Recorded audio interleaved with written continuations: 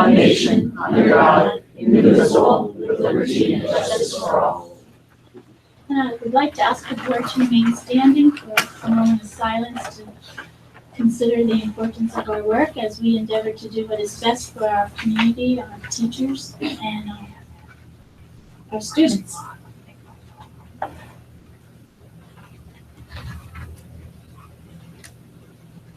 Thank you. Who's in here? Somebody. Yeah. Okay. I'd like to have the recording secretary do a roll call. Laura Bouquet. Here. Brian Carso. Jessica Decker. Here. Jack Fisher. Here. Corey Homer. Here. Pam Lutfi. Here. Jack O'Leary. Jeff Pike. Here. John Wodlewski. Here. Thank you, Julie. May I have a volunteer to read the mission statement? I'll do that. Delaware Valley School District, in partnership with our community, stands committed to maximizing student potential, fostering lifelong learning, and promoting responsible citizenship. Thank you, Jeff. And may I have a motion to adopt the agenda? So moved. John? Second. Corey, any discussion? All those in favor say aye. Sounded like there were no one was opposed. The motion carries. I have one announcement. There will be an executive session after our meeting for the purpose of discussing student concerns. And we have two presentations this evening. And Dr. Bell will introduce the first presentation. Sure. First, I'd like to introduce Ms. Jennifer Constantino, who's our K-12 Guidance Department Chair. And she's going to do our annual presentation on, update you on the graduating class. So this will be the class of 2016.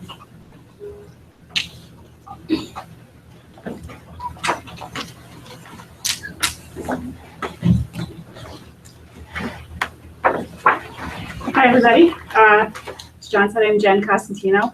I'm now coming off of my first year as the guidance department chair. I was up here giving this presentation last year, not really doing the job yet. So this year I feel a lot better about what I'm doing here, and I'm the one who put it together this year, so hopefully it will be more informative and I can answer questions better. All right, so I'll go ahead and get started. Percentage of students that are going on to post-secondary education from the class of 2016.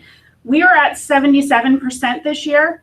That number strictly represents kids who are going to 2 or 4-year colleges. So kids who are going for associate's or bachelor's degree programs at school. Down a little bit from last year, but overall,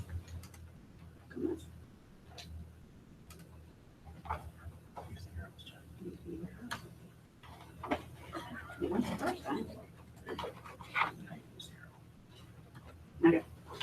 So we did see an increase in the military and non-degree programs, which I think makes sense. We have more kids coming out of school. My caseload this past year for the first time was our career tech students. So I can say personally from working with those seniors, many of them are going into non-degree programs. So they're going to technical programs. Maybe it's not a 2-year school with an associate's degree necessarily, but they are coming out with some kind of certificate and usually have the opportunity then to go straight to the workforce or to continue on, go to an associate's program, go to a bachelor's program from there if they choose to. But we're looking, I think a big part of it is cost effectiveness. Kids are looking for ways to save some money and get into the workforce more quickly. Armed services, same thing. We have a lot of students who are going from high school to the military with a goal of then going to a 2 or 4-year college in the future. Some selective schools we have kids going to this fall from this class. Some of the big ones, I'd say we have Cornell, we have Bucknell, Drexel. We have some really talented music students this year. We have somebody going to the Westminster Choir College. I know that he was very excited about that, and that was a big honor. Penn State is one of our big schools. We have quite a few going to RIT this year, which is great. A lot more kids are looking to get into STEM programs, engineering, math and science. Texas A&M was a huge one. We have a student who is going on a full ride to Texas A&M, which is great. So we had a lot of really exciting things happening for this year's seniors. And they will be doing great things at these schools, I'm sure. Scholarship money. We, as you probably know, have a very generous local community. So our students received $160,000 just from our local community at our local scholarship night. We also had, now this is reported by the students, $1,699,475 in other scholarships that they received from the colleges that they're going to or from alumni organizations. So that's excellent. That's a lot of money that they are saving. Athletic scholarships, $56,751 this year was reported by the kids. So for a total of almost $2 million of scholarship money, which is great because, as we know, scholarships are money that they do not need to pay back. So that is excellent. Okay, APs. Not a huge change there over the last 3 years. 2016, we had 422 students taking 881 exams. So obviously some students are taking more than one exam. Very similar to the last 2 years there, which is good. Can we go back a moment? Sure. So we actually had more AP offerings in 2016 than 2015, and fewer test takers. Part of that would also be population. The test takers in 2014 was 2015, sorry, was 459. So there were less kids actually enrolled in the AP courses. And smaller senior class. Smaller class, yeah, this senior class was definitely smaller. Okay. 2015 was a big senior class for us. So we are down a little bit, 2016. Thank you. Absolutely.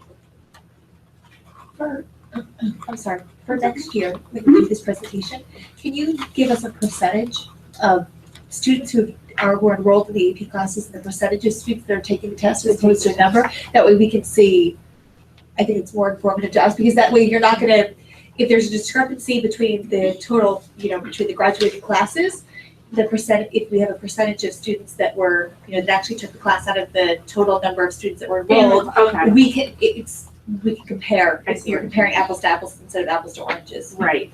And then we can see if there is a drop, and then perhaps, and that way we can. Mhm. And I mean, we do have not only seniors taking APs as well, Right. so it's our overall population that we would have to look at the total Right. students we have enrolled and what percentage of them took an AP test. Sure, I can have that in, no problem. Test results, we always have excellent AP test results. So for 2016, we had 67 AP scholars. Now, AP scholar is a student who had a score of 3 or higher on 3 or more AP exams. We had 18 AP scholars with honors. AP scholar with honors means your average score of a 3.25 or higher on all AP exams taken, and scores of 3 or higher on 4 or more of the exams. So not just looking at how many, but your average score on all of them. AP scholars with distinction, we had 32, which is a pretty awesome number. An AP scholar with distinction has an average score of at least a 3.5 on all AP exams taken, scores of 3 or higher on 5 or more AP exams.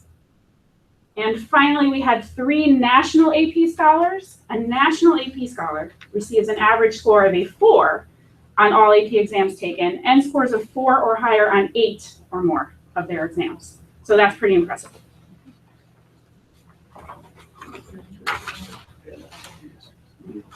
AP projected enrollments for next year. So as of last week, these would be the numbers of kids that we have scheduled to take APs for next school year. Next year, we are offering 25. We are adding a new course, AP Human Geography, which is why for the first time you are seeing on this slide that we have freshmen taking an AP course. The AP Human Geo is offered to freshmen as well as upperclassmen who haven't taken it yet, obviously. So next year, we're going to have 510 students enrolled in AP classes. 17 of those will be freshmen, 121 sophomores, 183 juniors, and 190 seniors. So that's our projections for next school year. The dropout rate. This year, well, the numbers are not published yet for the 15-16 school year because the state is still crunching numbers and crunching all the data and reports that we've sent in over the year. For the 14-15 school year, we had a total of 19. The way they do that, they actually look at grades 7 through 12 enrollments and take that dropout number. And basically, that is a number of students that we're not sure where they ended up. Maybe not necessarily a dropout, but either they left and never came back to us. We do have kids that disappear over the summer and move, and we don't know if they're officially enrolled somewhere. We can't claim that they're enrolled somewhere else if we don't have anything to document that. So hopefully some of those are actually in school somewhere. Right now, our projection for the 15-16 school year is that we only had 11. So it's not officially publicized yet by PDE, but I am expecting we're going to see that percent go down for next year. And part of that is I'm really working on those records to find out where kids are and making sure that I go into the system, and we have to attribute kids to different schools. Then we have to make sure they accept them if we attribute them somewhere. So there's a lot involved in it other than just saying, yeah, we know this kid dropped out. The graduation cohort rate. Another one that's not as easy as it seems that it should be. The way the state calculates our graduation cohort rate is they take the number of on-time graduates in 2015. So this year that ended up being 380. But they are not looking at, they start with every kid who entered 9th grade 4 years ago for the first time. So every kid who started 9th grade in 2011, be it here or be it somewhere else, then becomes part of our cohort for that year. So we, at times, you have kids transferring in that are already behind on their cohort. We have several kids who are in special education and choose to stay here for 5 years, 6 years. They all get held against us, unfortunately, in this calculation because that's just the way the state does it. If they start 9th grade for the first time in 2011 and they're not out of here graduating in June of 2015, they count against us. So also, unfortunately, our handful of seniors who maybe didn't make it in English and took it over the summer and now are done and graduated, they go against us in this stat because they did not finish in June. Mm-hmm. So just to explain a little bit where that comes from, this year we were at 93.06. To compare it, we've been right around 93, 94 for the past 3 years. Any questions about that? It's the best explanation I have. Jennifer, what is that cohort number used for? Department of Ed puts it into our scores. And the federal, Yeah. the formula is federal now. Yes. This state used to use different formulas, but this came from the U.S. Department of Ed so that they could get a good pulse of what's going on in every state. So that formula is used across the country now. Yeah, and I think PA started that formula in 2011, but not everybody did.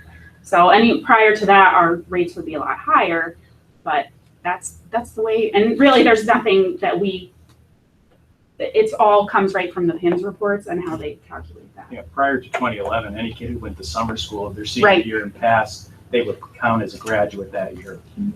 But that changed. So do they follow up and ask you about those incidental happenings? Yes. No. We do have to attribute 1 year out. It'll be a 5-year graduation rate too. Oh, okay. Yeah. So they don't count year 4 if they go to summer school after junior year, but they do count year They 5. count for year 5. Yeah, that's true. But where they pull that number from is that's already said and done, and that's in the books. It's not like they go back and say, oh, you guys got these ones to graduate that 5th year, let's bump that up. That stays what it is, but we do continue reporting them, yes. And there's kids in there, 6, 7 years sometimes that when I go into that portal, you're seeing anybody who didn't make it out, they still show up in there every year. And then they do graduate, they find out when they do, but it doesn't count for our cohort rate. I'm confused. The rate for class of 16 is not on this? This is Correct. They still are crunching those numbers. In Harrisburg. They give us In Harrisburg, yeah, so like we got computer system. all right. I got a preliminary. We don't trust the districts to do it, so Yeah. they do it. But It may be November 30th before we get it. there's a correction window coming up. Are the numbers used to make? Well, they use based on the formula. We'll see. I mean, she's got a good idea. What'd you say? You thought there's going to be? We just got a preliminary from PDE, and they had us with 11 kids listed as dropouts. Now that I will research again, but I researched pretty hardcore this year, and those 11 seem to be legit. But it, you know, if I find any more that I can say, oh, we attribute this kid to this school and some, you know, they went somewhere else, they give us some time to correct that, which is why it's not publicized yet. So there is a correction window coming up where we can see if there's anything that we missed in there. Our biggest problem is if kids go back to the city. Yeah, If they never make a request for transcripts, we have to write them off as a dropout, even though they might still be in school, because the city just doesn't ask. Same way thing when kids come up from the city. It's like pulling teeth. oh, to get records is terrible. What's the state average graduation cohort? That's a good question that I honestly don't have the answer to. I will add that in for next year too. Well, I think as long as we include special education students who choose to stay beyond their senior year, that really skewed data Yeah. because we've really put a lot of time and energy into our transition 18 to 21 program. So Absolutely. I see us having more students staying beyond their senior year, which is going to negatively impact that number. So it's not really a fair look at what we're doing as a school district. Yeah, I don't see any place that we're failing kids, you know, that should be out of here in 4 years, getting out of here in 4 years. A lot of where this number comes from is we have a huge number of transfers in and out in this area. They're not always in-state. It's easier if it's an in-state transfer because then there's a whole system of PA public schools where we can say, okay, this kid's going to East Stroudsburg North. We attribute it to East Stroudsburg North, they pick the kid up, and then we're done, and they're now part of their cohort. If they're going out of state, it's not as easy, there's not the same system. So that's part of it, and then like Dr. Farrell said, the special education kids, we're certainly not doing them a disservice by providing them those transition years before they leave, but unfortunately in this percentage, it negatively impacts us. Are there any discussions about putting this in the funding formula at all at the state level? Have you heard of? No, everything with the new funding formula is all about your percent special ed, your percent ELL, and your poverty rate. But not. Nothing else is in the new Success rate. formula, no. Every once in a while, they'll offer incentive grants for people that have really low, like if their graduation rate are in the 60s or 70s, you'll see sometimes they'll be identified and then they'll have to write a plan and then they're given money to help implement the plan. But that's usually if you're in a lot of trouble. All right, shifting focus to SATs. So I have this year's SAT scores. We are down a little bit from last year. Again, last year we had a big senior class. This year, the average score in reading was a 515. The average score in math was a 519, and the average score in writing was a 498. So average composite score was 1531. Now, comparing us to the state and the nation, we're still well above the state and national averages. So the DV column is all the way over there to the left. And you will see we are well above the state and the national average on all three of the subject areas. Yeah, and I remember correctly, is this the first year that we had offered the SAT here? Yes. Yeah. So it's odd that the first year we've got it here, we figured they slept longer, they, you know. Or Well, maybe more kids take it. We too. offered it surrounding. here though in 2016 actually. Oh, So, and the Oh, so college that's not board, there. Okay, correct. gotcha. College board does all their data based on the calendar year, where we tend to do everything in terms of the school year, they do the calendar year. So we first offered it here in 2016 in the springtime. So it will be So we interesting won't see to that, so see. yeah. to Right, see. and it was the new SAT also, so there'll be a little difference in the reporting next year of the scores because of the new SAT test. But yeah, and it's great. We're going to offer it again next fall here, which I think is awesome. It's a good opportunity for our kids. Went really well. It was very smooth. We had a good day here last year in the spring, so hopefully that continues. And did they remove writing from the new SAT? They made writing optional in the new SAT. So we had a group of kids who chose to take the writing test and took it. And majority, I would say, of the kids, at least who tested here, did not do the writing option. So that's the way they have the new test structure, writing optional. So basically the pendulum has swung back to Yep. math and reading like it was when we all took it. You know, it's like it's going to be obsolete. The writing will be obsolete in no Yeah. time. Yeah, And I we'll be think- right back to the old 1600 score, not the 2400. Right, and we still had a handful of seniors that were testing in the spring for whatever reason, so they mostly that's who chose the writing option because they are still part of that crew where the writing scores were still being looked at more closely. So it'll be interesting to see where that goes. This slide I added in based on some questions from last year. Where do we fall? Yeah, our scores change a little bit from year to year, but from year to year, where are we falling compared to the state and the nation? So every year in the last 3, we have trended well above state and national averages at Delaware Valley. And you can see where we had a big jump one year. But again, every year we're staying well above where, you know, our state and national peers are at. Jennifer, I believe I read that East Stroudsburg University no longer requires SAT scores. There are quite a few schools that are giving kids the option to apply without an SAT score. So they actually have 2 separate applications. So the kids can either apply no SAT or they can apply with the traditional application with the SAT. So generally, if they offer a no SAT score option, there are more things required for them in the application. In writing. In writing, sometimes a video they want to see. So it's different, you know, depending on the school. But we are seeing more schools offer that, like they're calling it SAT optional or test score optional, and there's a little bit different application process for that. Which is a good thing for some kids, definitely, to have that option. And you know, not everybody is a strong test taker, so they're letting them show their strengths in some other way. Mm-hmm. And that's the end of what I have. Any other questions I can answer for you?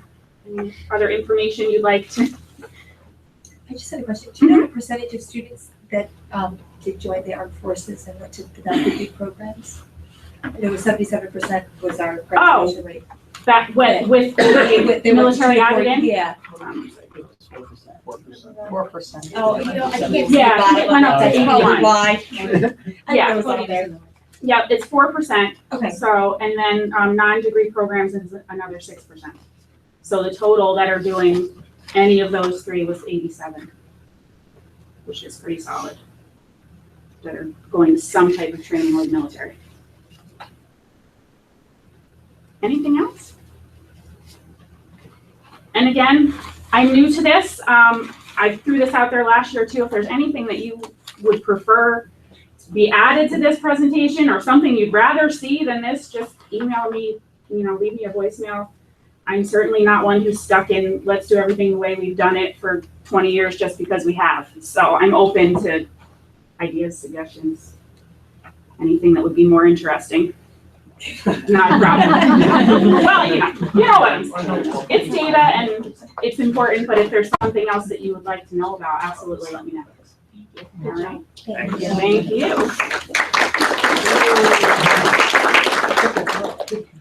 All right, our next presentation is on the school police, so I want to introduce Chief Mark Mulgrew.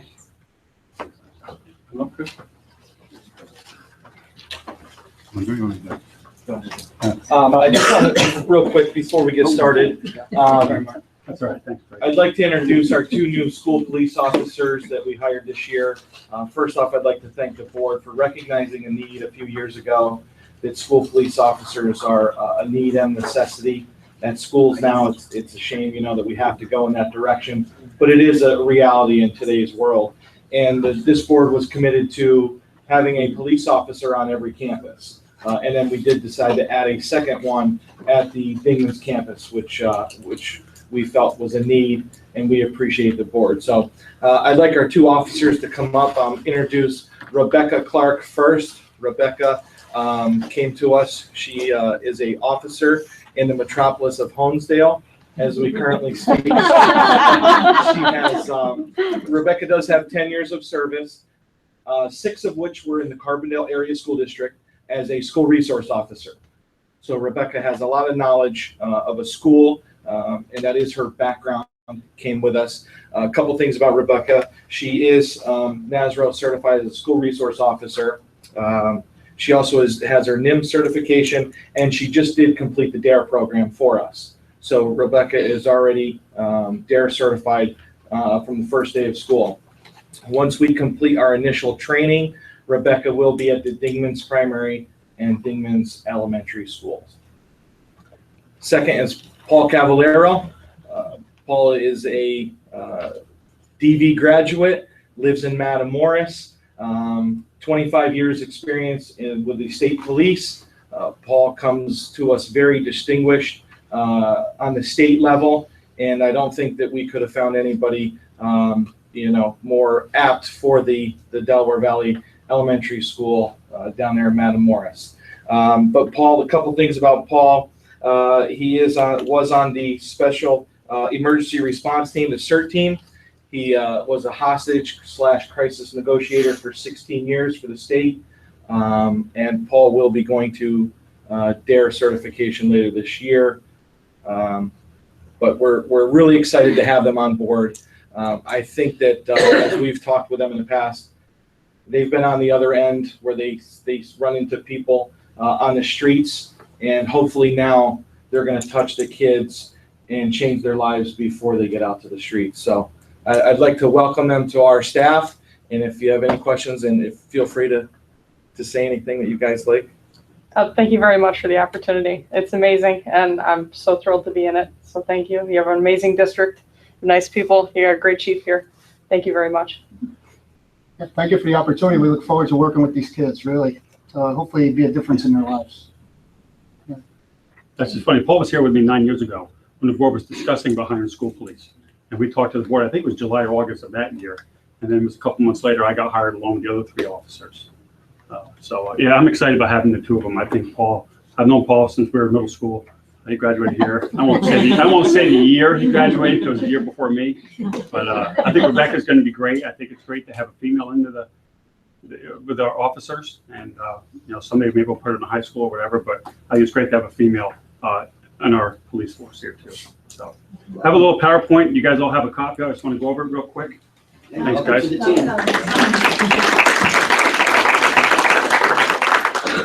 Okay, Chris mentioned a little bit this before. For the 2016-17 school year, we have our 6 police officers. Myself and Officer Gone will be here at the main campus.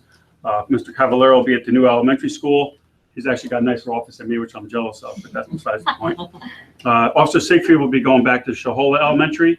And at the Dingman, Delaware campus will be Ivan, Santiago, and Rebecca. Ivan will be at the middle school, and Rebecca will float between the primary and the elementary school. Chris said she just went to DARE, so she'll be doing the 5th grade DARE program at the Dingman's elementary school. This is since we started back in 07-08. There's some totals of incidents reported, as you see. Back my first year, we started in November of 2007. We had 147 incidents reported. The following year, we had 252. This past year, we're down to 63. That's all crimes happening in the school: theft, drugs, fighting, all of those type of incidents. And actually, right around here, when we started doing truancy, that's why this number spiked. We had 44 truancy incidents. Back here, we didn't do truancy. This year, I think we had like 20-something truancy, but that's out of the 63. So our drug cases this year, I think, were 2. My first year was over 20. Fights were over 30. I think it was 5 or 6 a year. So calls for service, 572. This year up to 1,691. Well, they asked us to do something, call us on the radio, or somebody is asking us to do something in the school. And that doesn't include us being in the cafeterias during lunches, being at the doors at the 9:10 when class changed. We're always at those doors. And there's a lot of things that we do also besides answering the calls. Classroom presentations, and I'll go over the classes we teach. My first year, I did 57. This past year, we did 575. And student mediations, this is where students actually come to us, wanting to talk to us. And you have no idea the stuff you think you hear. You think you heard it all until a kid comes in and you're like, oh my God, right? Didn't see that coming. But it started at 47. This year we did 350. So, I mean, we're busy. So, any questions on anything with the totals before I go to the next slide? So I'm assuming those mediations and presentations are really getting through. I really believe being in the classroom is making a big difference. Decrease in numbers. Like for a freshman, I'll have a kid in a freshman class for Too Good for Drugs and Violence, first marking period. And so there's another kid that I don't see until the 3rd marking period. That kid who had the 1st marking period will come to me with a student who didn't really get to know me yet, and have that student come to me or Mr. Vaughn with a certain problem, and we get involved. Classroom presentations this past year, we did 121 lessons in the elementary school. DARE for 5th grade at all 3 schools. Now, Sheriff Buki did most of the DARE in 5th grade at DDES. Marty and I would fill in for him once in a while, but we took over DDES and SES for a fifth grade there because he was losing people from teaching it. We go over also bullying, internet safety, and then safety for pre-K and kindergarten. Middle school, we had seventh grade there, and we do internet safety for seventh and eighth grades, and also career day. Talk to students about law enforcement. High school, we did 261 lessons. We do the class meetings. The program Too Good for Drugs and Violence is very similar to DARE, but it's not DARE. It's Too Good for Drugs and Violence. It's been developed by the Mendez Foundation. I got the program for free from the DARE, New Jersey about 6 years ago. I'm in the health class for about 3 weeks, and I give the kids a pre-test and a post-test. Pre-test average is between a 45 and a 50, and the post-test is about an 86 to a 90. It's an outstanding program. We go over goal setting, decision-making, alcohol, underage drinking, relationships, marijuana, a bunch of other drugs, over-the-counter drugs and prescription drugs. So it's a really good program. It's 3 weeks long. I'm in the health classes for freshmen. 11th grade, I do a current drug trends for 11th grade health. It's a one lesson. Survival 101 is a seatbelt class. I do it to one lesson for our driver ed program. I do internet safety for 9th and 11th grades. The 9th grade program is a 2-day because I have two different programs I do, and they're excellent. I didn't want to cut one out, so we do it for 2 days. Myself and Mr. Gorham will be a guest speaker in the AP government and sociology classes, the over-the-counter prescription drug abuse, career day, and then 2 years ago we started the Emergency Responders Club, where I have local agencies come in once a month, fire, police, ambulance, and they do a presentation for the kids. 2 years ago, we actually went to the West Point Firehouse. That was pretty awesome.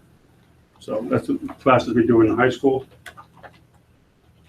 And then for administrative and staff, I do armed intruder training.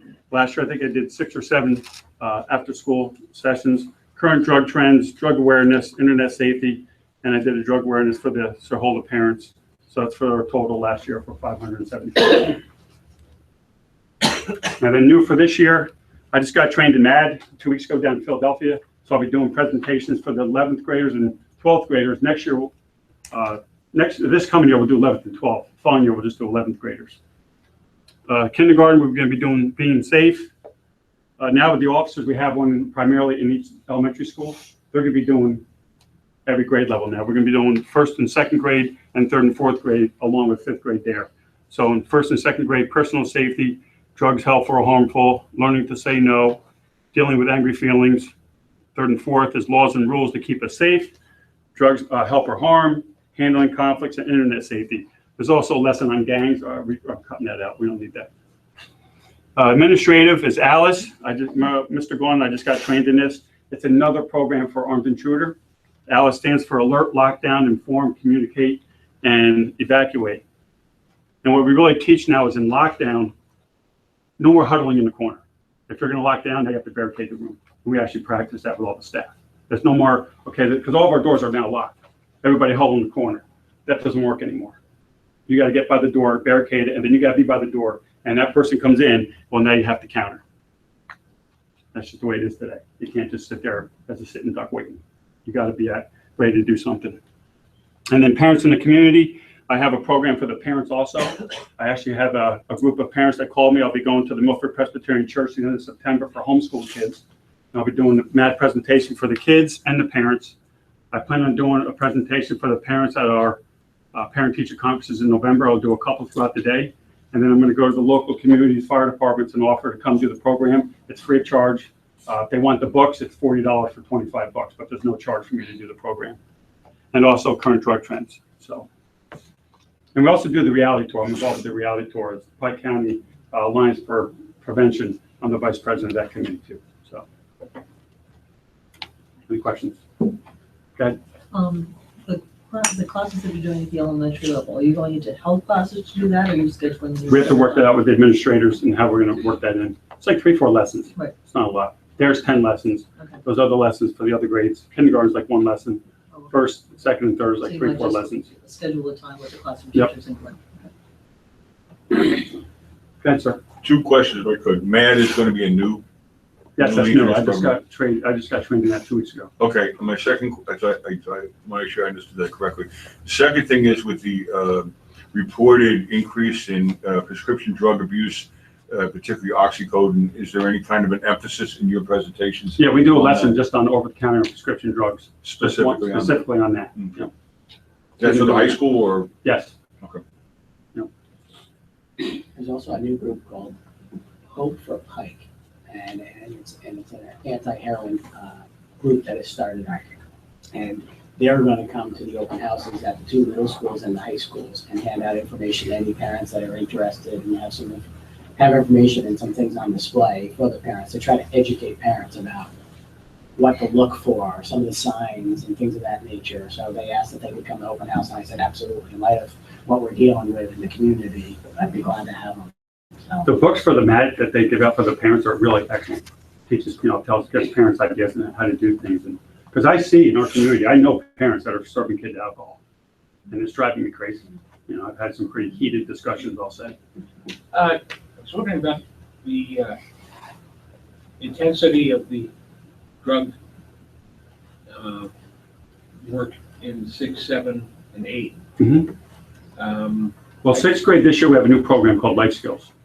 That's going to actually be taught by the physical education teachers. 6th grade, then there's 7th grade and 8th grade. So this year will be our last year of 7th grade there.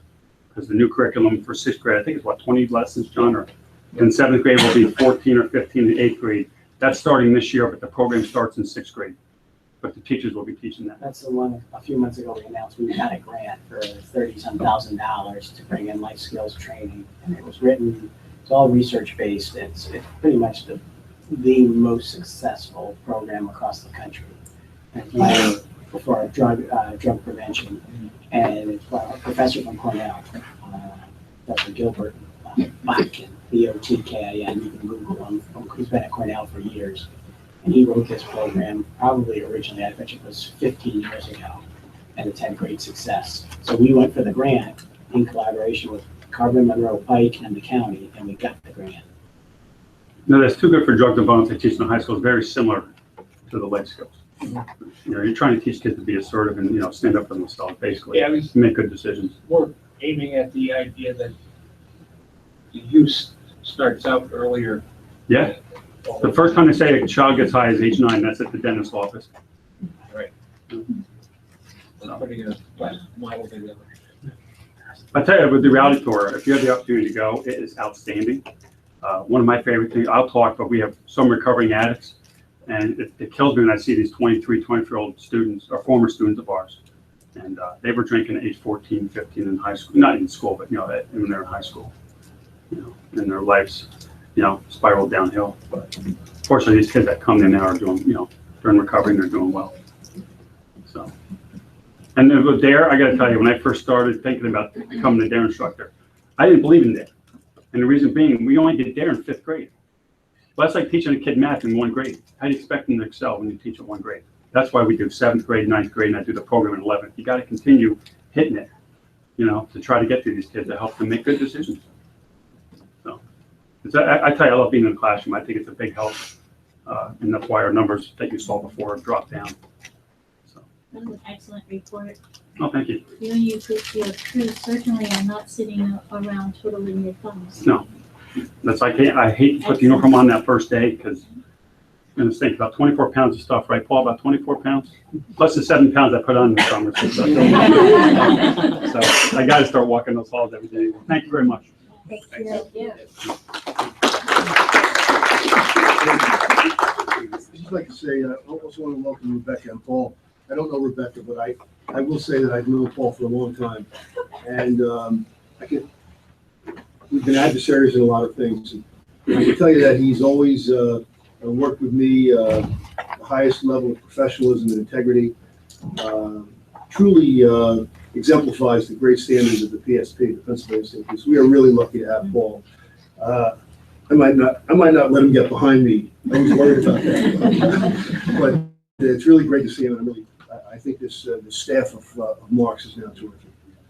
Yeah. It's impressive. Yeah, very impressive. Thank you. Bar keeps going up. Thank you. Thank you, Mark.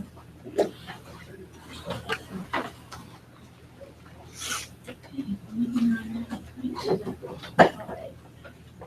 We move on to a motion to approve the minutes from the regular board meeting that was held on July 14th, 2016.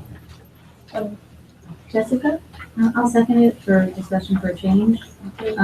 Just Julie, under my comment number 3, I would just like for the record, it shows that I said that it is not a political decision, but my response was that I didn't believe it was a political decision.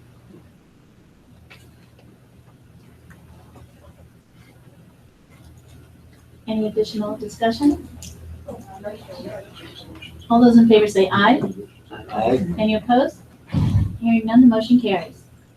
There are no administrative or attendance reports during the summer, so we will now move on to financial reports. Any comments?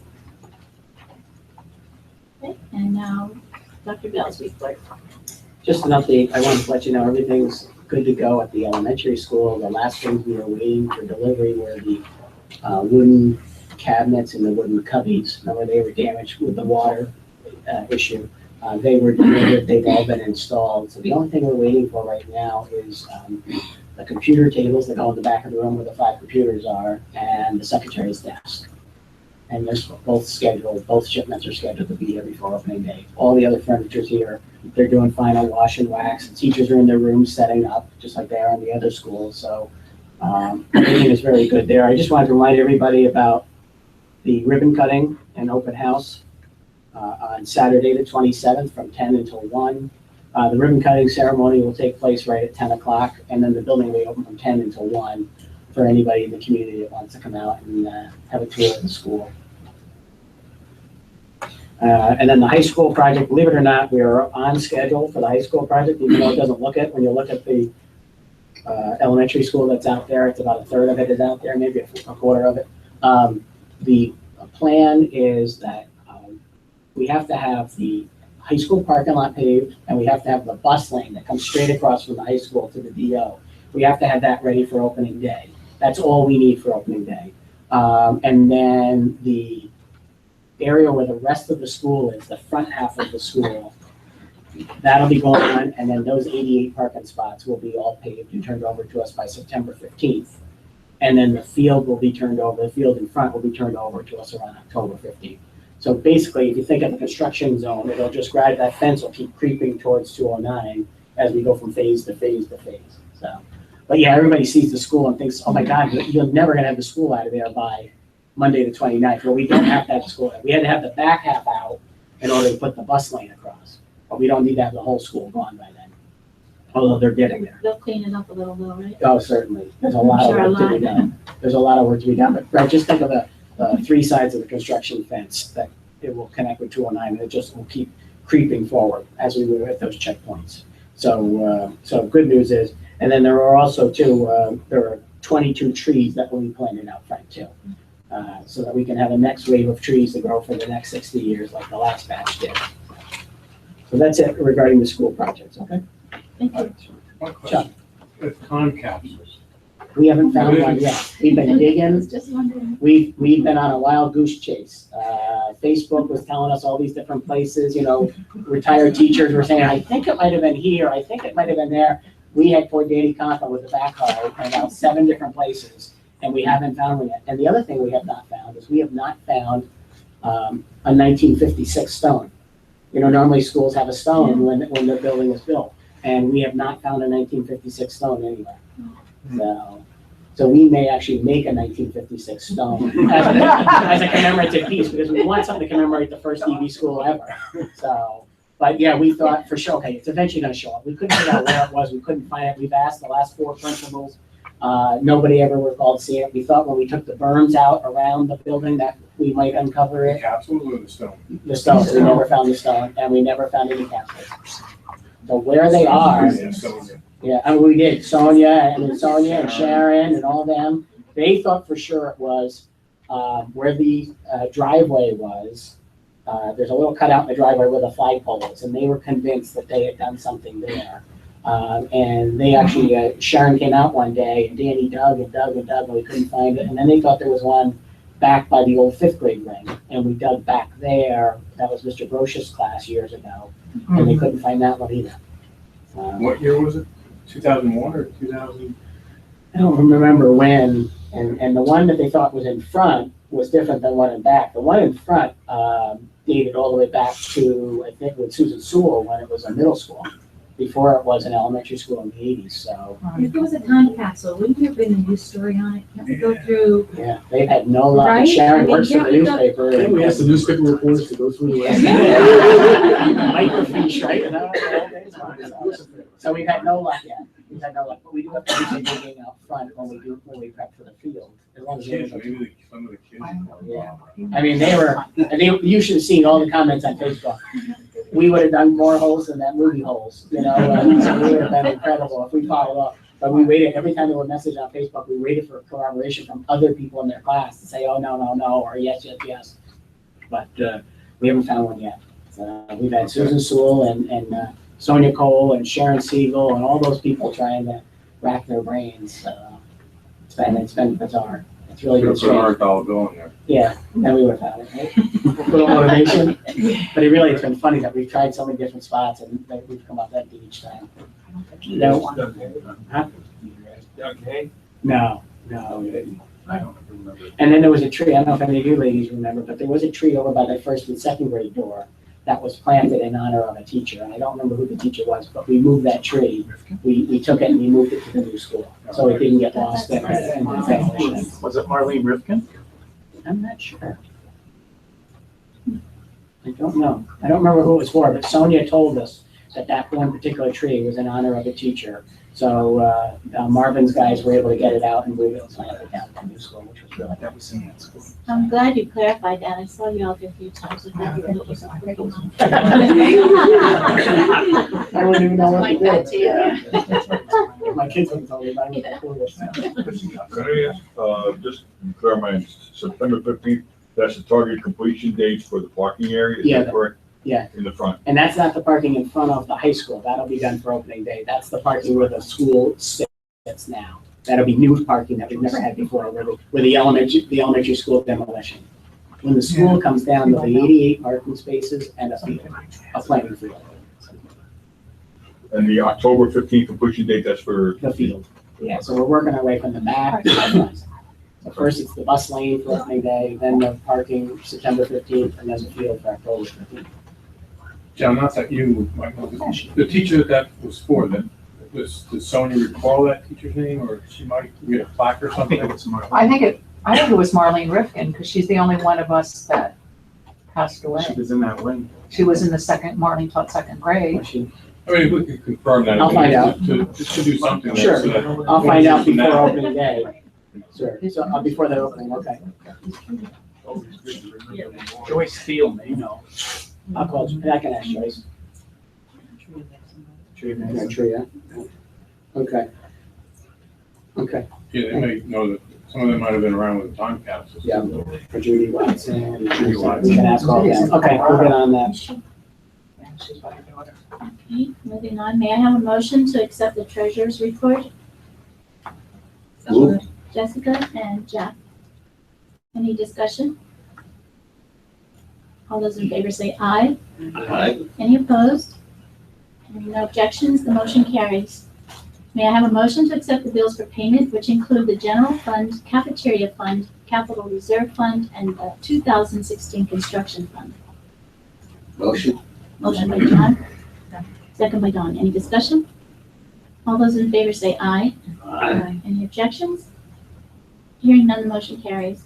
May I have a motion to approve personnel items including resignations, appointments, change of status, and change of salary? Move. Moved by Jack, Second. second by Chuck. Any discussion? I would like to see us accept Mr. Rao's resignation with regret. Thank you, John. All those in favor say aye. Aye. Any opposed?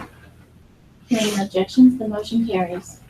May I have a motion to approve additional volunteers per your attachment?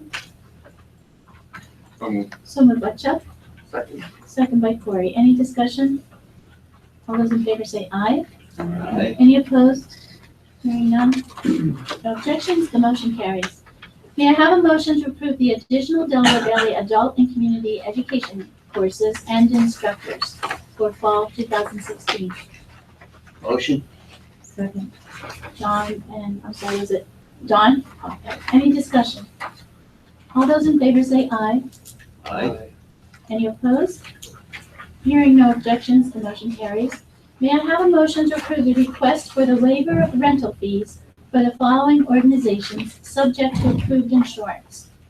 Pike County United Way to use the Delaware Valley High School 910 cafeteria and gym on September 10th, 2016 for their annual day of caring at a loss of rental fees of approximately $215. And the Habitat for Humanity of Pike County to use the Delaware Valley High School 910 cafeteria and the Delaware Valley Middle School gym on February 11th, 2017 for their Turkey Tray fundraiser at a loss of rental fees of approximately $215. Two great endeavors. May I have a first? A motion? Corey and Jack? Any discussion? I already added my discussion. All those in favor say aye. Aye. Any opposed? Hearing no objections, the motion carries. May I have a motion to approve the concurrent enrollment agreement between the Delaware Valley School District and Keystone College? Motion. John Zesky and Jessica. Any discussion?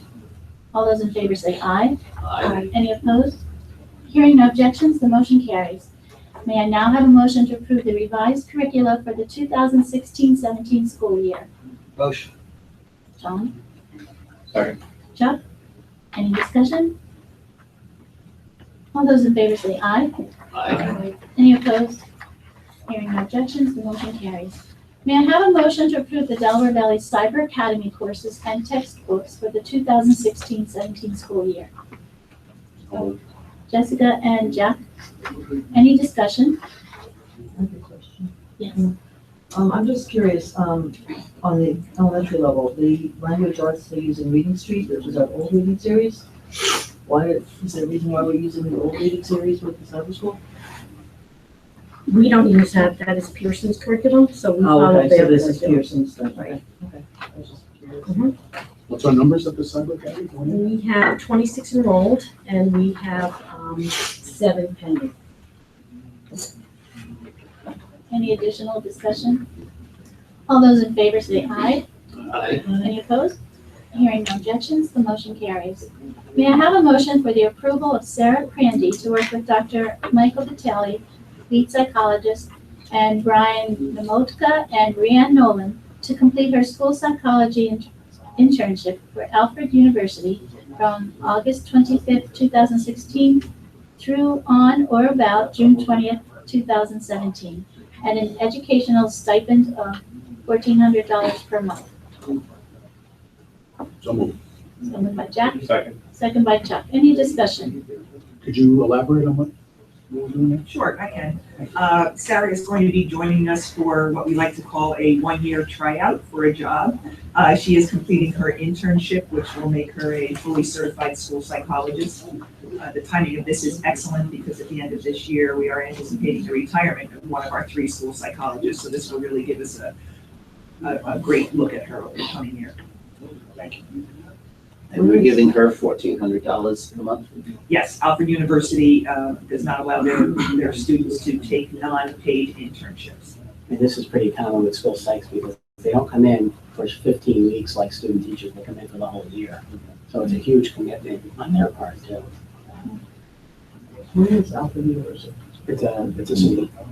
One of the Oh, cities. it's in the school. All those in favor say aye. Aye. Any opposed? Hearing no objections, the motion carries. May I have a motion to approve the resolution for the Borough of Matamoros to enact a school crossing guard ordinance to serve the Delaware Valley Elementary School located in the Borough of Matamoros? Jack Second. and Corey. Any discussion? I have a question. Will this allow students to walk to school at the new elementary school?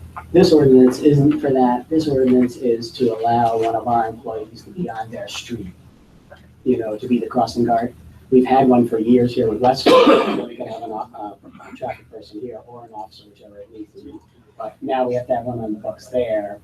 And then when they saw this one, they said, well, the one you did way back X number of years ago in Westfall probably doesn't meet the specifications now, so they said, why don't you do a new one for Westfall while you're doing the Matamoros one, so that we can kill two birds with one stone. So will students be able to walk to school Yes. then? Yes. Any idea how many will be walking this? No, but the letter went out, so we'll find out shortly. Yeah, got to know. Because we're not gonna allow a kid to be a walker today and a bus kid tomorrow, because that's how you lose kids. You know, you lose track of them. Oh, it's Tuesday, you're supposed to walk, or Tuesday, you're supposed to. So parents are gonna have to sign their kid up for at least a period of time. Like if they wanna walk in the mild weather and then ride the bus in the winter, they can. Because the bus comes, we have the bus coming by anyway. And a good number of these kids' bus stop is at the top of the airport. Up where 7th meets, what is that? R, Avenue R, or Q? Q or R, is it Q? Okay. So yeah, they can walk, and the letter just went home to them. So I'll, by September, I can tell you how many signed up.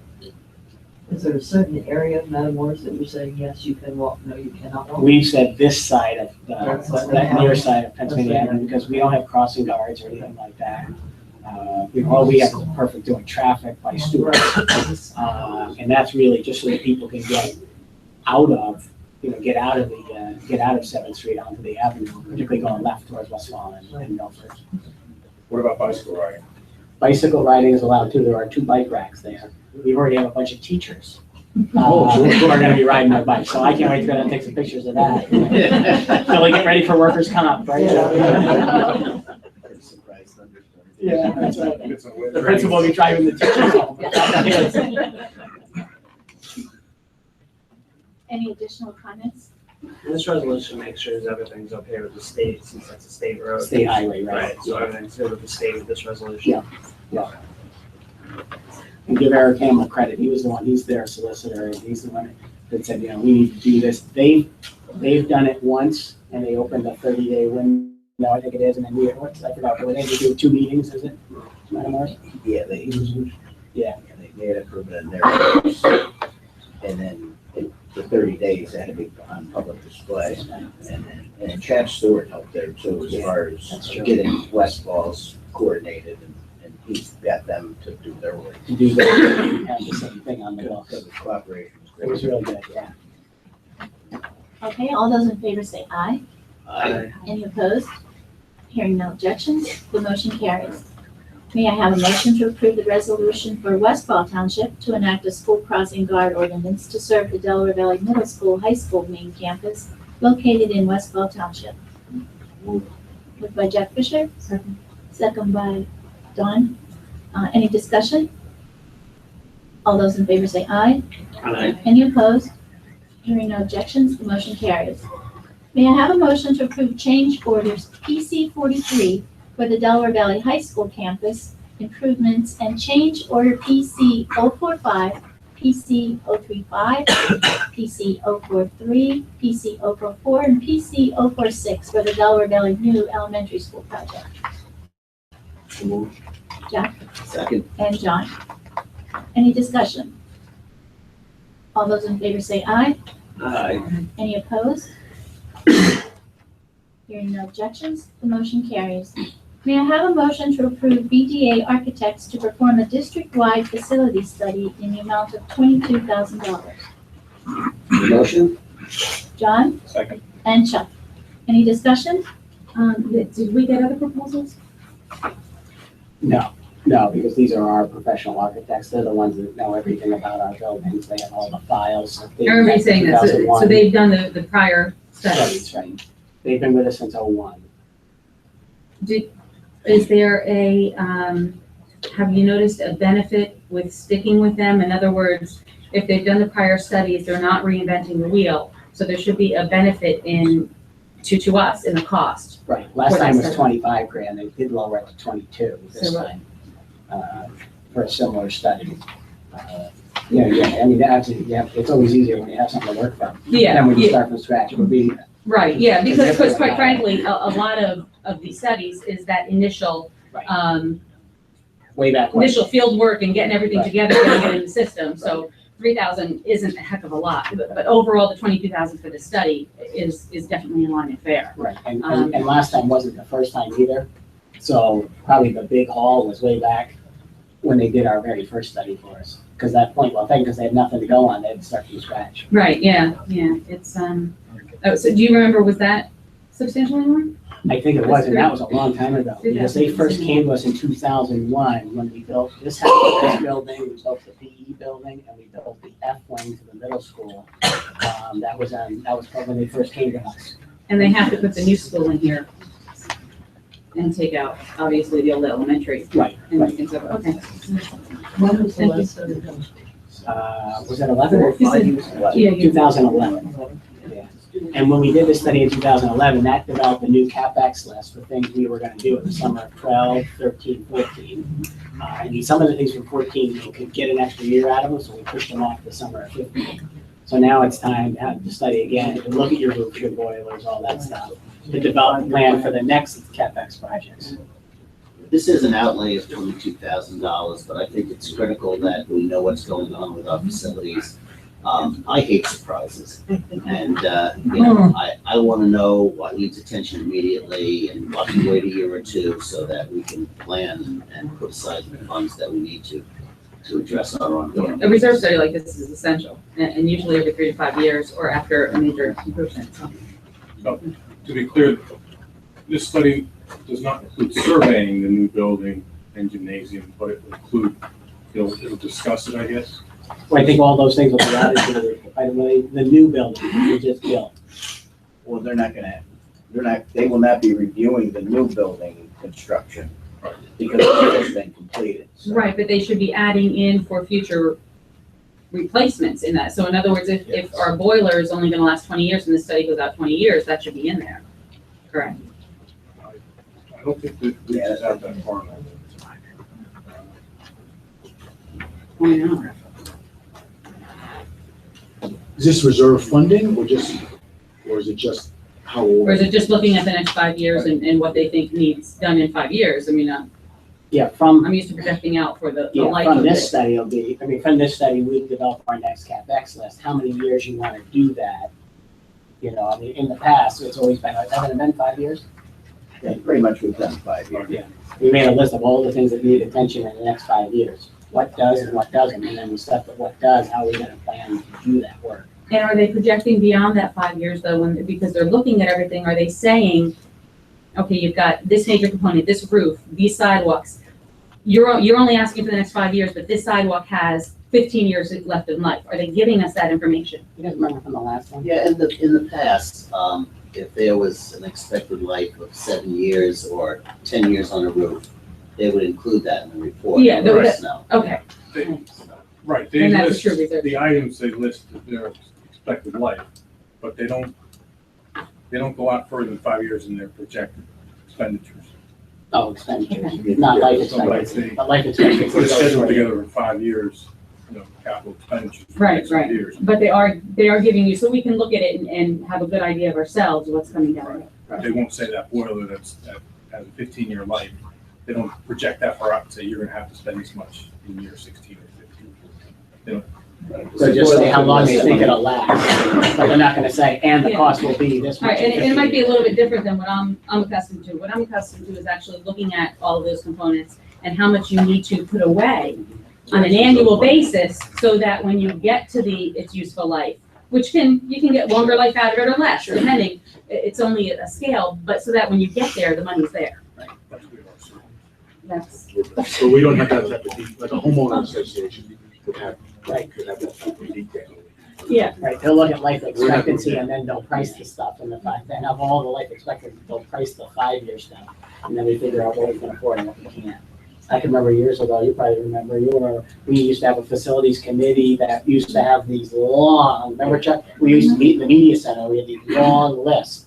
And then we try to put them in chronological order and then prioritize inside the chronological. And oh my God, so now it's much easier to stay confined. Well, we have better architects now than when we had them. Remember John Lee? Yeah. John Lee, his name was, he was from down in. Don't say anything, John. You could be listening up there right now. That's right. A lawsuit on you. We remember. Great discussion. All those in favor say aye. Aye. Any opposed? Hearing no objection, the motion carries. May I have a motion to approve Board Policy 210, use of medications? Motion? John? Second. And Corey. Any discussion? All those in favor say aye. Aye. Any opposed? Hearing no objections, the motion carries. We now will open up our meeting to the board first and then the public under other business. I just have one question in follow-up for the cyber school. You mentioned that there's 7 people pending. Are those 7 new enrollees in the district or 7 existing or? It's a combination of both. The I combination? think we have 2 students that are new to the district and 5 others are ones that are currently in school. They're debating whether or not they want to go to a cyber school or not. Okay, are there reasons? Have they given reasons why they're looking to cyber school? Is There are it? always all different reasons. Sometimes it's health reasons. Sometimes students feel that they want to move at their own pace. There's a variety of reasons. And Our yes, we cyber do- really isn't a move at your own pace though, right? Well, it is. I mean, you're moving ahead, so it is a move at your pace. You could work, I mean, some You can students go will ahead, work but into the night, some students will work early in the morning, they'll work on weekends. So, some students want to move through and maybe graduate a little bit early. Some students and parents just want their children home, and that's how they want them to be educated. So we try to encourage them to stay here because we feel it's the best place. But then if they want to go, we'd rather have them come to our cyber school absolutely, yeah. than go someplace else. When do they have to let us know? School starts in. Well, it doesn't take us long to get them To get them enrolled, flipped and then we around, do let students, if a student comes to a guidance counselor, we keep it open the beginning of each quarter for about a week, so if a student decides that this is a move they really want to make, and the parents come in and we sit down and counsel them and meet with them, then we will let them come in during the school year. Because they could leave at any point and just walk out of our doors, and go someplace else, so we try to encourage and we just, we take them on an individual basis. Now, I know our numbers, but our numbers were down for cyber. Does this put us back to where we were basically? Well, we seem to average out at about 65 a year. We always start, last year we started at 20, so this year we're starting a little bit higher, but it usually ends up balancing out about 64, 65 students. And this is our 3rd year? This is our 3rd year. Thank you. You're welcome. Are they mostly high school? or- They're mostly high school. And out of that number that I gave you, there were 22 high school students. We have very few elementary and a few middle school. Okay, that's good to know. Yes. Any other board members? I have a question. I missed last month's meeting regarding CTE. And I was wondering if I could get an update on, it's been 2 years since we received our first facility presentation on. I was wondering, did the board make any decisions last month? I haven't spoken to any of this month. No decisions were made last month, Yeah. but I'm hoping in October that we take a vote. So what we're going to do during our September work session and October work session is gather as much information as we can and then get down to business one way or the other in October. Pam, I have something. Yep. If you'll bear with me for a few minutes, there's something I'd like to, because I think it's important. The Pennsylvania School Board Association has just published a special report called Charter School Revenues, Expenditures, and Transparency. This report has got nothing to do with the academic performance of charter schools, which, as we all know, is poor to miserable. This is really just about their financing. So in May of 2015, PSBA sent requests under the Pennsylvania Right to Know law to all 173 charter schools. As local agencies under the law, they are required to allow access to that information. Slightly more than 53% of the charter schools complied with the request without any additional action by PSBA. Appeals were filed with the Pennsylvania Office of Open Records for 75 requests, due to the request being denied or deemed denied due to a lack of a response by the charter school.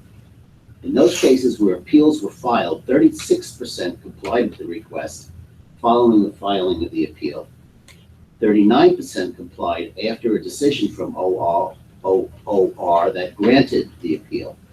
And 25% of the charter schools did not comply with the request, even after the decision from OR, either granting or partially granting the appeal. So 25% of the charter schools are basically hiding their information. This is a long report, and I will share with you, you can all go onto PSBA and access this That came through, I think report. it's an email just this morning from Yes, yesterday, there right? was. Yeah. That's why I follow through. As well, also. For every student identified by a charter school as needing special ed programs or services, a charter school receives a tuition payment equal to the tuition payment for a non-special ed student, plus a supplement equal to the average per pupil expenditures of the school district of residents.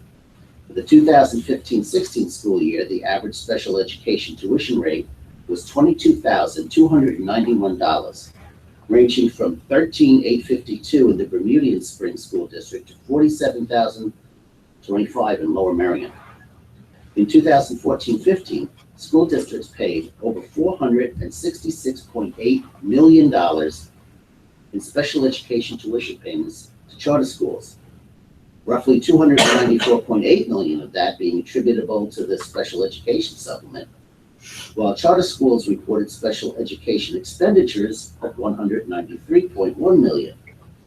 The difference of $101.7 million indicates that charter schools received substantially more than was spent in meeting the special ed needs of their students.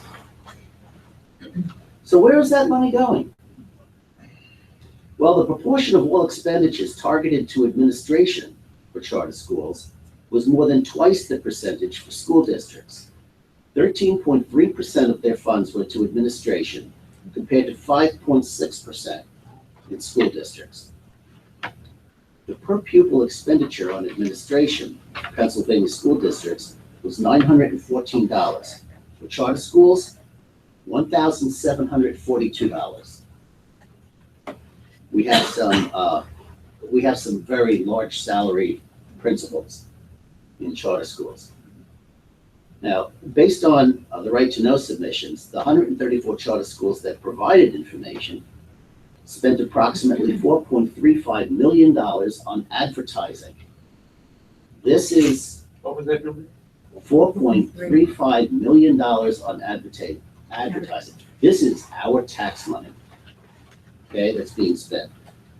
While 40 charter schools reported no expenditures on advertising, 8 charter schools, which included 4 brick and mortar and 4 cyber schools, reported advertising expenditures that exceeded 1% of their total expenditures.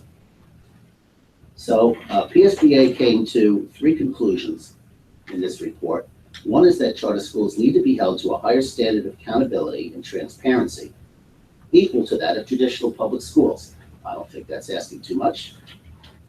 Number 2, the current charter school funding formula has consistently resulted in school districts overpaying charter schools for special education students. And we don't mind paying for the needs of a special education student, but where are those funds going if they're not being spent for special ed? It's really not a very fair system. Charter school financial operations should be studied further by a legislatively created commission. Reform should be based on those findings. I think this is an important report. I think we should all contact our legislators and suggest that they access this report. There is currently a House bill in Congress, House Bill 530, PN number 3696. That's the most recent. And all of this information you should have received by email from PSBA just this morning. I am going to contact my legislators and ask them to look at this report. As you know, charter schools have the ability, and they do have lobbyists, and they make contributions to political campaigns. School districts cannot do that by law. So we can understand why certain charter schools may be getting away with murder. But as taxpayers, I think we have the obligation to talk to our legislators and say, let's at least make these charter schools accountable for the tax dollars that we have no choice except to send. Thank you. Bill, do you have at your fingertips or recollection of what we are paying to charter schools on an annual basis out of our budget? I'm gonna say it. I'll give you that in a second. But while you're doing that, I want to know if Are there any new applications for charter schools in Pike County? I've been approached by a number of folks who believe that the old Mount Haven Resort will someday be a charter school. And I was wondering if that is happening or not, if we've heard anything on it. Well, charter has to be approved by the board. It used to be the superintendent, and now it's the board. So pay attention to this information. And while Bill is looking that up, I would just like to say, this isn't, John, this is excellent information you bring to us and the latest information, but our legislators know this information already. And it just continues this scenario year after year. So what can we do? We need to get the link to these guys.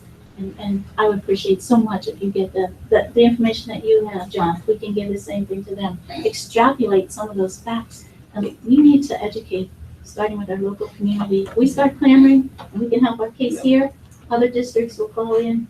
But I mean. And that's precisely why I'm asking for the number, because people do, and we have our own disagreements as far as our budget and where we're spending our money and how we can better spend it and be more diligent with it. But the public who really comes down on us for our $12,000 a year we spend on per child, they don't know this piece. And this is something that they can actually do to help affect their tax dollars that are not going to hurt a single child in this school, or a single program. So it's important to get that out. In my first year, I went around to all the municipalities to meet at public town meetings and things like that. And I was up in Delaware Township, and Bill Greenlaw was with me that night. And it was mostly senior citizens in the crowd, and I was talking to them, and they were shocked to find out that $1 million of our taxpayer money was leaving Pike County and going. $1 million a year was going to these charter schools in cyber charge. They couldn't believe that, because they're asking about taxes and everything. When I told them that, they just couldn't believe it. I don't know, you get that number there? Well, we budgeted $904,000 a year coming up with school planning. So it's always around that $1 million number, and it's fluctuating. And it's not just the money. These schools are almost universally failing.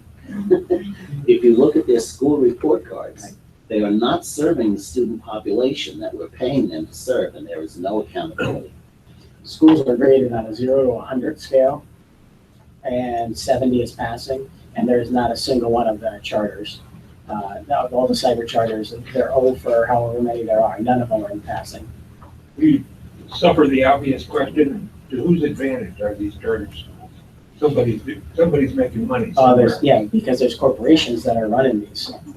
There's one lady down around Philly that she makes about $500,000 as the CEO of one charter company, and she makes about $600,000 from another one. She's pulling down over $1 million a year in salary as the CEO of 2 different charter companies. And the state doesn't hold them. It's like I've been saying, I couldn't believe it. It's like the Wild West. It's really, It's like the Wild West of education, because they let them do what they want, and they pat the pockets of the legislators, and they're big donors, and they get away with whatever they want. The original idea was to give parents an alternative in a school district that was a failing school district. So they said, all right, if your school stinks, then we can force your school district to send the money to a charter school. You send your kid there, they'll get a good education. Well, in theory, that might have worked out for some inner city schools that were really poorly performing. In practice, it has not worked. But the system is now set up and it's self-sustaining. Is it like 90% that we pay the charter for every student? Isn't it somewhere, the percentage? In other words, 90% of what we pay per student to educate them is what we pay the charter. Am I right in that? Or somewhere close to that? Well, I think, there's a formula, and what John touched on is we're probably right around that average number. I believe he quoted like a $23,000 per, because there's a special ed component that they add to a regular ed component. So a regular ed is right around the $10,000 that we have to pay the charter, but the special ed is 23 or 24. Right, but we're also paying more to educate a special ed child here. But the point I'm trying to get to is, for most of these, and the reason they're making oodles of money is that they're getting darn near close to what it costs to house a child. Right. And they're not housing them. Right, Gina, what do we? They don't have all the pay? overhead costs of a school. We pay about $3,700. To do a cyber program for a kid. For our own year. Meanwhile, we're gonna pay, It's 11,388 is what I have, Bill, for an outside cyber. And if so the it's profit is regular, the age, and you know, they'll make special ed, 8,000 profit. special ed is 21,241. And interestingly enough, we have had regular ed students that enrolled in charter schools who all of a sudden became special ed students. As sophomores and juniors in high school, and they get labeled special ed for speech, so that they can get that extra money, Yeah. even though they've gone through school and been fine and have never had any kind of expectation. And they really, the richer you are, the more they target you. Because, Right, you know, they if feel you're, they if can you're in get Bucks it, yeah. County and they spend oodles of money, then they get that oodles of money. So they don't want to court the country up in the North Country, like where Lordy's from. They don't want that. They want the rich guys, you know, they want the rich guys from Bucks County because they get paid more, even though it's still 3,600, no matter where they're from. It's so bizarre. I just. It's basically corruption, keeping us all. That's exactly what it is. You said it. And every, Put that in there. No, you said it. I say it's the Wild West of education because there are no rules. They're allowed to do what they want because of how much money they give to campaigns. Charters, when it was Like a number? just, like charter schools, they had to be within your own district. So our kids could not go outside the district, but then cyber charters, you can go Right, anywhere. anywhere. So that's what really blew it out of the water. and every time this discussion comes up, I say the same thing. And we have to always look at the root of the problem. And one year I believe we did do a survey. I think year after year, I asked for this and finally gave in. But I want to know why our students are turning to cyber school. I mean, if that parent wanted speech that badly, then provide it here.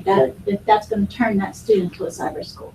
You know, there are reasons. I mean, I do know students who have left Delaware Valley and gone to cyber school for certain reasons. I know students who are ill who use it. There are some excellent reasons for it. But if we are losing students, especially in special education, to get identified, there is a process. So if we are, and we do a great job here, so it has nothing to do with that. I'm just saying in general. We need to, every time a student turns to cyber school, why? Oh, we do. Yeah, that's Oh, part of you the are doing conversation. that? Oh, yeah. yes. So you continue Yes. with that? Oh, Okay, without a good. doubt, because they come in and we do not just blindly enroll them. They have to come in and meet the parent, the guidance counselor, the principal gets involved. And if they're special ed, they'll have an IEP, they'll have a meeting. Yeah. We don't have, I want to say, and I'm not, last year, I think we had about an average of 8 or 9, maybe 10 special ed students.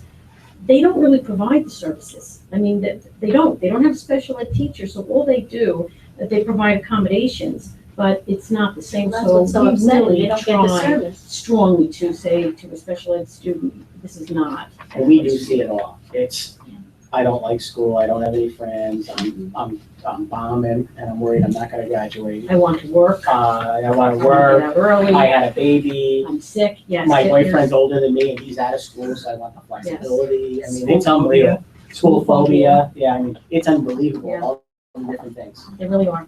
They really are. It's kind of sad. It is. They're in some tough, behind the eight ball, some of these kids. But some of the kids have been able to, and some of the kids that Jen spoke about that maybe couldn't do it in 4 years, end up going to cyber school and they do graduate. So for some kids, it really works. The kids that are really ill, the kids that have those anxieties. Right. For those kids, it works, but for many children, they try it and it's not. And we had a nice group of kids in the class of 2015 that walked. Yes. They walked to Yes. graduation. They got their act together Yes. online and they walked to And they graduation, and that was really great.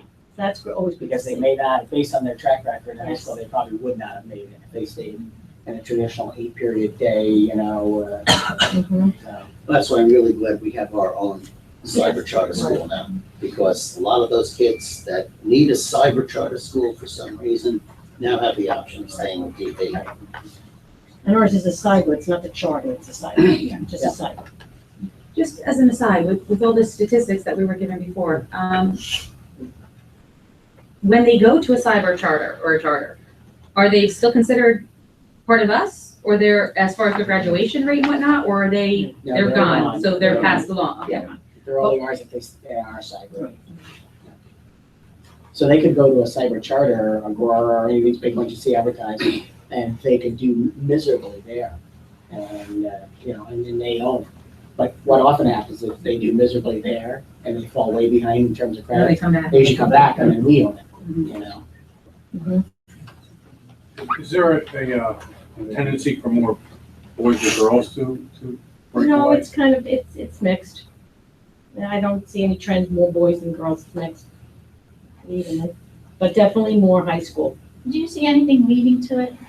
Like, have you followed these students to see if they were having a difficult time in middle school? Or did they come in with problems as elementary students, or did these things happen just? No, it seems like it's more, I mean, like I said, we have a sprinkling in middle school, but usually they tend to come back if they try it in elementary, they realize, you know, this isn't for them. Or sometimes a parent will say, well, I just need to pull my child out, they need to be home with me, I need to get them back on track, and then they bring them back. So we've seen that happen too, but there's really no, it's hard to track, as John said, there's so many different reasons why they attempt this. But I think they've realized, some of them think it's gonna be an easy way out, and I think they've realized it's not easy. You know, to learn on your own with, even though it's our support, it's not easy to sit in front of a monitor and learn physics or chemistry, even though they do have interaction with the teacher. So they've tried it and it doesn't work. So that's why I think our numbers kind of stay. They spiked in the first year, but they kind of stay at that point now. But I don't see a trend, I don't see it, it's just kind of all over the place. So getting back to my question on residency and what constitutes residency, if a child moves in and is living at a camp, do they become residents here, and if they start a cyber academy at that camp, not a charter school, but a cyber academy, do they automatically get our money? No, if they started their own cyber school, but not, they didn't petition you guys for a charter school, then it's the same as if they go to Pope John or something. They just went, they chose to go to a private school. So they don't count for us, we don't give them anything. The only way we would give them something is if they come to us and the board approves them as a charter. It makes them, and they are a sanctioned charter school through the school district. But if they just create their own private online school, for whatever reason they might do it online, then that's a private school, it's nothing to do with us. So then residency, how long do you be a resident student? 1 day? Yeah, they just have to prove that they home they are. Yeah, they just have to prove residency to. And they must be living in a residential facility, not a temporary residential. We're obligated to educate every student in this district. If they live in a cardboard box and they live there, right, we're obligated to educate. So if a lot of kids were to move up there, they would come to school here. If they choose to go to a private school on that property, then we don't do anything with it. But if they enroll in an already approved cyber academy, not ours. Right, like Aurora or any of those big ones, yes. And then they did it on that facility, we're paying. Yeah, because they'd be doing it from home, that's their home, that's their home. That's the questions I've been hearing. Right. Yeah, well, right now, John, the supervisors. You can go with Jack. Jack. He's John. How many Jacks and Johns? Right now, the supervisor said that they are operating as a resort still. They do not have any of the approvals to operate as even a camp. So I think they gave them until the end of August, I think they had. There was a date that they published in the letter that they had to, the camp, quote unquote, the resort has to respond. So as of right now, it is not a camp. It's a resort. You've read the same things I've read, but as of now, it's operating. But if they're living still as there, a Mike, resort. you're saying if their residence is declared there, we provide the money, whether it's a resort or a camp. Yeah, if they're residents there, yes. But we have not had any influx of new students. No, I don't think so. I have one question about that real quick. So if they change that use and they change it to a camp, now, isn't there a religious threshold that they can cross where, as a taxpayer, we're gonna have to cover those students because that is tax-free? Well, we didn't lose any tax money on the changeover. Not yet. Not yet, yeah. Because they haven't asked for anything. And they would have to go through the whole. There's like a religious loophole, I believe. And Because I've seen other regulations, But they- $97,000 per student at that camp. Taxpayers are.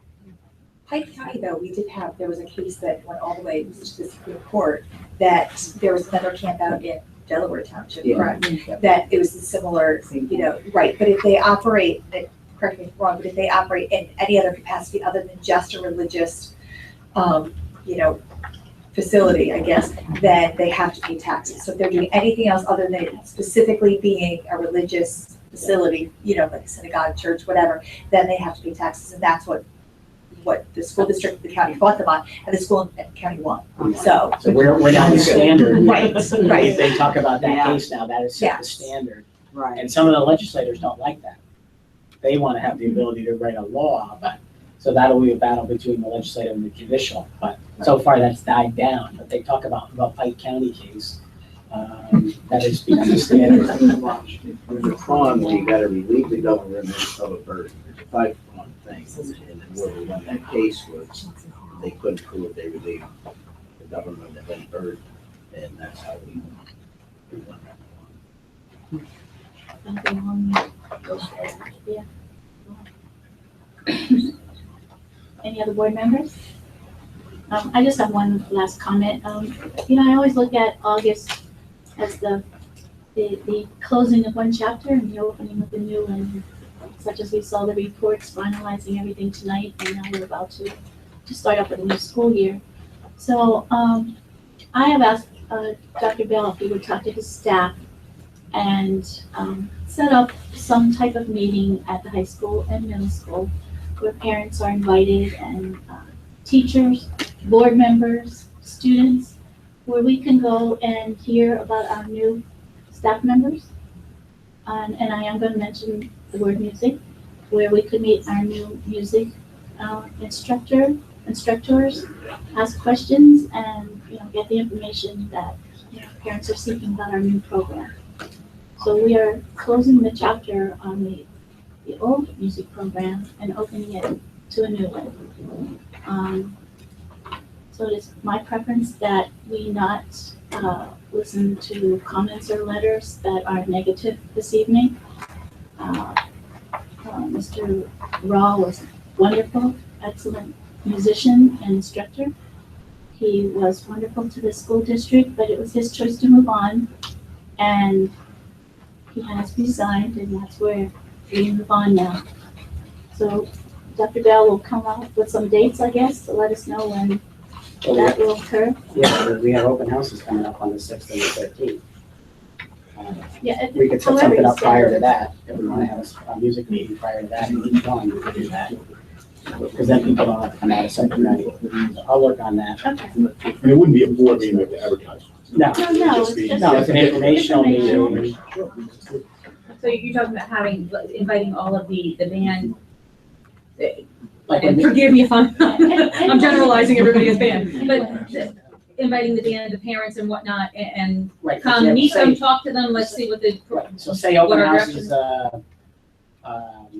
high school open house is September 6th at 7 o'clock. We could have something prior to 7 o'clock, just about things. And then when on the 13th, when the middle school has their open house, we could have something prior to that too. I mean, they're gonna go to band, chorus, orchestra period, but those periods are pretty fast. So they wouldn't accomplish much. So it'd be good to have another block.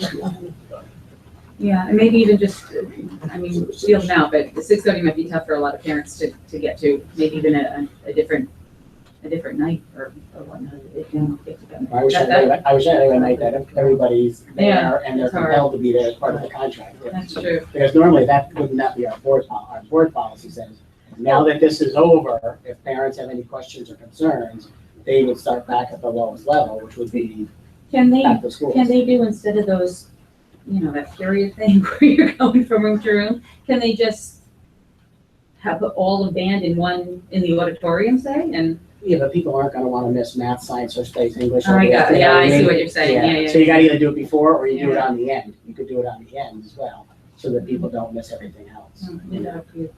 And then I'll look and see what time they end to see if it's doable. So, And just so there's a designated time where it could be a little Q&A introduction. part of the staff is still the same, though, right? Isn't there only one new? Well, there's I'm not, I two. can't, last year two. Oh, That's right. Two band, one strings, and then there's a band that's in year 2 at the elementary. And there's program changes, like guitar. That's next year. Oh, That's next okay, year. sorry. I Because thought we that couldn't was put it in the calendar, or the list of courses, because that went out in February. We didn't know if it was gonna make the budget until May, Okay. June. Anything else? Oh, yes. Okay, I just wanted to thank the administration for giving myself and my officers the opportunity to go into the classrooms. Every time we go to Mr. Blum or any other administrator in the district with a program like with Matt I just got a couple weeks ago, they're 100% supportive. When I first started 9 years ago, I had a little hesitation from some administrators, but today it's just unbelievable, the cooperation and the working relationship my officers have with the administration. So I forgot to bring that up before, so I wanted to bring it up and thank our administration. I have a Sure, question pass that about, on during the meeting, during the staff meeting, to let them know. I have a question about the cyber school, and it actually goes right to Mo's there, is those kids don't get advantages of programs like he has. How do we reach those kids? Actually, I had a cyber parent call me last week. I'm going to do a program, the MAD program for the cyber parents and students at the end of September for 25 of them. So, they asked me to do it, so I'm going to do that for them. So if they don't come to me, I don't know how to reach out to them either. And another way that we can get to them is by just running something at night, and then that's open to all parents and all students, and we've done that in the past as well. If they want to hire me to be a cyber cop, that'd be awesome.